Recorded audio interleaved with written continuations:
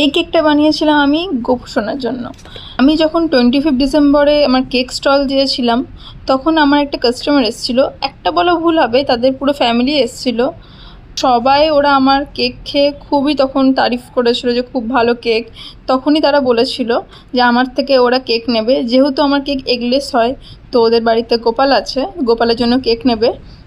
But আমি ভাবিনি সত্যি সত্যি আমার কেকের অর্ডারটা আসবে। তো কিছুদিন আগে আমাকে তারা কন্ট্যাক্ট করে যে তাদের গোপালের 1 বছরের বার্থডে হচ্ছে, তার জন্য একটা কেক বানাতে।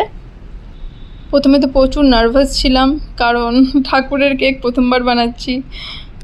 কেকটা ছিল 1 পাউন্ডের মধ্যে, আর ডিজাইন আমি কিছু পাঠিয়েছিলাম, তার মধ্যে একটা তারা চুজ করে সেটাই বানিয়েছিলাম।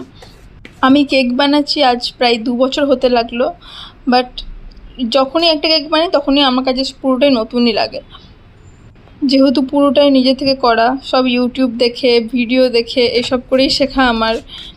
তো প্রত্যেকটা কেক বানানোর আগে নার্ভাস তো আমি থাকি। আমার মনে হয় যারা আমার কাছ থেকে কেক নেয় তারা প্রচুর বিশ্বাস করে নেয়, তো মোটামুটি ওদের বিশ্বাস রাখার চেষ্টা তো করি। হ্যাঁ, অনেক সময় হয়েছে আমার ভুল হয়েছে অনেক কিছুতে, কারণ প্রত্যেকটা জিনিসই তো ফার্স্ট টাইম, তো তাদের সবাইকে সরি বলতে চাই আমি। বাট ডে 1 থেকে যদি আমার অর্ডারই না আসতো, তাহলে আমি আজকে যা যা শিখেছি হয়তো আমি শিখতেও পারতাম না। আজ 2 বছর আমি অনেক কেক বানিয়েছি, আর মোটামুটি আমার মনে হয় ডে 1-এ যে কেকটা বানিয়েছিলাম এখন তার থেকে আমি অনেকটাই ভালো শিখে গেছি। কিন্তু এই গরমের মধ্যে কেক বানানো মানে প্রচুর ডিফিকাল্ট, প্রচুর। আমি ক্রিমটা হুইপ করে জাস্ট ক্রাম্বিং করছিলাম, সঙ্গে সঙ্গে কেকটা গলতে শুরু করে দিল।